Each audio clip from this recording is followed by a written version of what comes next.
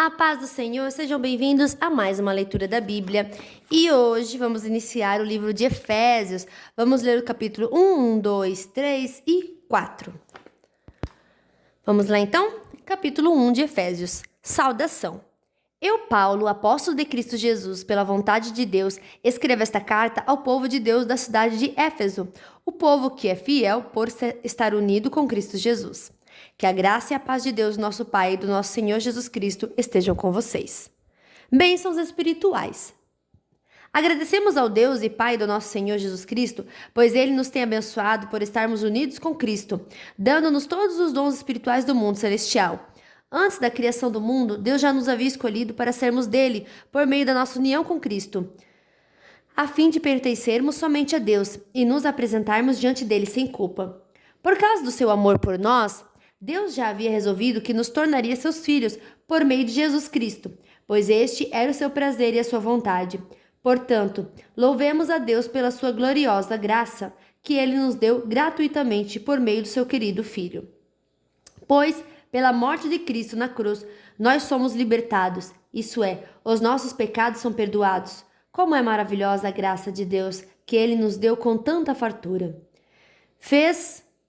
Deus, em toda a sua sabedoria e entendimento, fez o que havia resolvido e nos revelou o plano secreto que tinha decidido realizar por meio de Cristo. Esse plano é unir no tempo certo, debaixo da autoridade de Cristo, tudo o que existe no céu e na terra. Todas as coisas são feitas de acordo com o plano e com a decisão de Deus, de acordo com a sua vontade e com aquilo que ele havia resolvido desde o princípio. Deus nos escolheu para sermos seu povo por meio da nossa união com Cristo. Portanto, digo que nós, que fomos os primeiros a pôr a nossa esperança em Cristo, louvemos a glória de Deus. A mesma coisa aconteceu também com vocês, quando ouviram a verdadeira mensagem, a boa notícia que trouxe para vocês a salvação. Vocês creram em Cristo. E Deus pôs em vocês a sua marca de proprietário, quando lhes deu o Espírito Santo que ele havia prometido. O Espírito Santo é a garantia de que receberemos o que Deus prometeu ao seu povo, e isso nos dá a certeza de que Deus dará liberdade completa aos que são seus, portanto, louvemos a sua glória. Oração de agradecimento. Por isso, desde que ouvi falar da fé que vocês têm no Senhor Jesus e do amor que vocês têm por todos os irmãos na fé, não paro de agradecer a Deus por causa de vocês. Eu sempre lembro de vocês nas minhas orações e peço ao Deus do nosso Senhor Jesus Cristo, o Pai glorioso, que dê a vocês o seu Espírito, o Espírito que os tornará sábios e revelará Deus a vocês, para que assim vocês o conheçam, como devem conhecer. Peço que Deus abra a mente de vocês para que vejam a luz dele e conheçam a esperança para a qual ele os chamou, e também para que saibam como são maravilhosas as bênçãos que ele prometeu ao seu povo, e como é grande o seu poder que age em nós, os que cremos nele. Esse poder que age em nós é a mesma força poderosa que ele usou quando ressuscitou Cristo e fez com que ele se sentasse ao seu lado direito no mundo celestial. Cristo reina sobre todos os governos celestiais, autoridades, forças e poderes. Ele tem um título que está acima de todos os títulos das autoridades que existem neste mundo e no mundo que há de vir. Deus colocou todas as coisas debaixo da autoridade de Cristo e deu Cristo à igreja como o único Senhor de tudo. A igreja é o corpo de Cristo. Ela completa Cristo, o qual completa todas as coisas em todos os lugares. Capítulo 2. Da morte para a vida. Antigamente, por terem desobedecido a Deus e por terem cometido pecados, vocês estavam espiritualmente mortos. Naquele tempo, vocês seguiam o mau caminho deste mundo e faziam a vontade daquele que governa os poderes espirituais do espaço. O espírito que agora controla os que desobedecem a Deus. De fato, todos nós éramos como eles e vivíamos de acordo com a natureza humana, fazendo o que o nosso corpo e a nossa mente queriam. Assim, porque somos seres humanos como os outros, nós também estávamos destinados a sofrer o castigo de Deus. Mas a misericórdia de Deus é muito grande e o seu amor por nós é tanto que quando estávamos espiritualmente mortos por causa da nossa desobediência, ele nos trouxe para a vida que temos em união com Cristo. Pela graça de Deus, vocês são salvos. Por estarmos unidos com Cristo Jesus, Deus nos ressuscitou com ele para reinarmos com ele no mundo celestial. Deus fez isso para mostrar, em todos os tempos do futuro, a imensa grandeza da sua graça, que é nossa por meio do amor que ele nos mostrou por meio de Cristo Jesus. Pois pela graça de Deus vocês são salvos por meio da fé. Isso não vem de vocês, mas é um presente dado por Deus. A salvação não é o resultado dos esforços de vocês, portanto, ninguém pode se orgulhar de tê-la, pois foi Deus quem nos fez o que somos agora em nossa união com Cristo Jesus. Ele nos criou para que fizéssemos as boas obras que ele já havia preparado para nós, unidos por meio de Cristo. Lembrem que vocês, os não-judeus, eram chamados de incircuncidados pelos judeus, que chamam a si mesmos de circuncidados, por praticar a circuncisão. Lembrem que vocês eram no passado. Naquele tempo, vocês estavam separados de Cristo, eram estrangeiros e não pertenciam ao povo escolhido de Deus. Não tinham parte nas suas alianças, que eram baseadas nas promessas de Deus para o seu povo. E neste mundo viviam sem esperança e sem Deus. Mas agora, unidos com Cristo Jesus, vocês que estavam longe de Deus foram trazidos para perto dele pela morte de Cristo na cruz. Pois foi Cristo quem nos trouxe a paz, tornando os judeus e os não-judeus um só povo. Por meio do sacrifício do seu corpo, ele derrubou o muro de inimizade que separava os judeus dos não-judeus. Ele acabou com a lei juntamente com os seus mandamentos e regulamentos, e dos dois povos formou um só povo, novo e unido com ele. Foi assim que ele trouxe a paz. Pela sua morte na cruz, Cristo destruiu a inimizade que havia entre os dois povos. Por meio da cruz, ele os uniu em um só corpo e os levou de volta para Deus. Assim, Cristo veio e anunciou a todos a boa notícia de paz, tanto a vocês, os não-judeus, que estavam longe de Deus, como aos judeus que estavam perto dele. É por meio de Cristo que todos nós, judeus e não-judeus, podemos ir pelo poder de um só Espírito até a presença do Pai. Portanto, vocês, os não-judeus, não são mais estrangeiros nem visitantes. Agora vocês são cidadãos que pertencem ao povo de Deus e são membros da família dele. Vocês são como um edifício e estão construídos sobre o alicerce que os apóstolos e os profetas colocaram.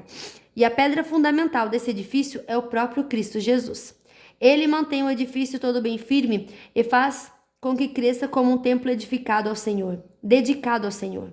Assim vocês também, unidos com Cristo, estão sendo construídos, junto com os outros, para se tornarem uma casa onde Deus vive por meio do seu Espírito. Capítulo 3. O trabalho de Paulo entre os não-judeus. Por essa razão, eu oro a Deus, eu, Paulo, que estou preso por causa de Cristo Jesus, para o bem de vocês, os não-judeus. Com certeza vocês já sabem que Deus, por causa da sua graça, me deu esse trabalho para o bem de vocês. Deus me revelou seu plano secreto e fez com que eu o conhecesse. Eu escrevi isso em poucas palavras. E se vocês lerem o que escrevi, poderão saber como eu entendo o segredo de Cristo. No passado, esse segredo não foi contado aos seres humanos, mas agora, por meio do seu Espírito, Deus o revelou aos seus santos apóstolos e profetas. O segredo é este: por meio do Evangelho, os não-judeus participam com os judeus das bênçãos divinas. Eles são membros do mesmo corpo e participam da promessa que Deus fez por meio de Cristo Jesus. Graças ao dom que Deus, na sua bondade, me deu e pela ação do seu poder, eu fui colocado como servo do Evangelho. Eu sou menos do que o menor de todos os que pertencem a Deus, mas mesmo assim, ele me deu este privilégio de anunciar aos não-judeus a boa notícia das imensas riquezas de Cristo. E também me deu o privilégio de fazer com que todos vejam como se realiza o plano secreto de Deus. Deus criou tudo, escondeu este segredo durante os tempos passados. E isso aconteceu a fim de que agora, por meio da igreja, as autoridades e os poderes angélicos do mundo celestial conheçam a sabedoria de Deus em todas as suas diferentes formas. Deus fez isso de acordo com o seu propósito eterno, que ele realizou por meio de Cristo Jesus, o nosso Senhor. Por estarmos unidos com Cristo por meio da nossa fé nele, nós temos a coragem de nos apresentarmos na presença de Deus com toda a confiança. Portanto, eu lhes peço que não desanimem por causa dos meus sofrimentos por vocês, pois eles lhe trazem bênção. Oração em favor do povo de Deus. Por esse motivo, eu me ajoelho diante do Pai, de quem todas as famílias no céu e na terra recebem o seu verdadeiro nome. E peço a Deus que, da riqueza da sua glória, Ele, por meio do seu Espírito, dê a vocês poder para que sejam espiritualmente fortes. Peço também que, por meio da fé, Cristo viva no coração de vocês. E oro para que vocês tenham raízes e alicerces no amor, para que assim, junto com todo o povo de Deus, vocês possam compreender o amor de Cristo em toda a sua largura, comprimento, altura e profundidade. Sim, embora seja impossível conhecê-lo perfeitamente, peço que vocês venham a conhecê-lo, para que assim Deus encha completamente o ser de vocês com a sua natureza. E agora que a glória seja dada a Deus, o qual por meio do seu poder que age em nós pode fazer muito mais do que nós pedimos ou até pensamos. Glória a Deus, por meio da Igreja e por meio de Cristo Jesus, por todos os tempos e para todos sempre. Amém. Capítulo 4. A Igreja e o Corpo de Cristo. Por isso, eu, que estou preso porque sirvo ao Senhor Jesus Cristo, peço a vocês que vivam de uma maneira que estejam de acordo com o que Deus quis quando chamou vocês. Sejam sempre humildes, bem-educados e pacientes, suportando uns aos outros com amor. Façam tudo para conservar, por meio da paz que une vocês, a união que o Espírito dá. Há um só corpo, e um só Espírito, e uma só esperança para o qual Deus chamou vocês. Há um só Senhor, uma só fé e um só batismo, e há somente um Deus e Pai de todos, que é o Senhor de todos, que age por meio de todos e está em todos. Porém, cada um de nós recebeu um dom especial de acordo com o que Cristo deu, como diz as Escrituras Sagradas. Quando ele subiu aos lugares mais altos, levou consigo muitos prisioneiros e deu dons às pessoas. O que quer dizer ele subiu? Quer dizer que ele também desceu até os lugares mais baixos da terra, isso é, até o mundo dos mortos. Assim, quem desceu é o mesmo que subiu acima e além dos céus, para encher todo o universo com a sua presença. Foi ele quem deu dons às pessoas, ele escolheu alguns para serem apóstolos, outros para profetas, outros para evangelistas e ainda outros para pastores e mestres da igreja. Ele fez isso para preparar o povo de Deus para o serviço cristão, a fim de construir o corpo de Cristo. Desse modo, todos nós chegaremos a ser um na nossa fé e no nosso conhecimento do Filho de Deus. E assim seremos pessoas maduras e alcançaremos a altura espiritual de Cristo. Então não seremos mais como crianças arrastadas pelas ondas e empurradas por qualquer vento de ensinamentos de pessoas falsas. Essas pessoas inventaram mentiras e por meio delas levam outras para caminhos errados. Pelo contrário, falando a verdade com espírito de amor, cresçamos em tudo até alcançarmos a altura espiritual de Cristo, que é a cabeça. É Ele quem faz com que o corpo todo fique bem sucedido, que o corpo todo fique bem ajustado e todas as partes fiquem ligadas entre si por meio da união de todas elas. E assim cada parte funciona bem e o corpo todo cresce e se desenvolve por meio do amor. A antiga vida e a nova vida.